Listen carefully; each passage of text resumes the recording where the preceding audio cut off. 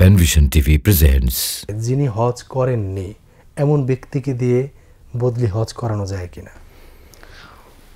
এটাও কিছুটা ইখতিলাফ করে আমাদের আলেমদের মধ্যে কিছু ইখতিলাফ আছে। জি।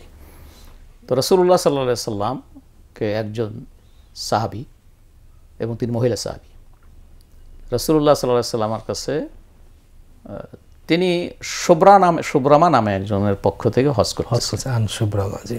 হ্যাঁ, তখন রাসূল সাল্লাল্লাহু আলাইহি সাল্লাম বললেন যে শুভ্রা তুমি কে? জি।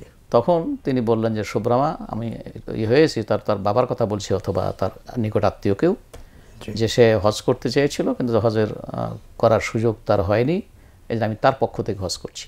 জি। তখন রাসূল তাকে বলেছেন হুজ্জি মিন নাফসিকা আউয়ালা, তুমি তোমার নিজের হজটা আগে করো। জি। তো সুতরাং এই হাদিস থেকে উলামায়ে কেরাম বলেন যে কেউ যদি বদলি হজ করে, তাহলে যে ব্যক্তি বদলি হজ অন্যের জন্য করবে তার নিজের হজটা আগে করা লাগবে। আচ্ছা, করতে হবে, এটা না হলে বদলি হজ করা জায়েজ নেই। জি।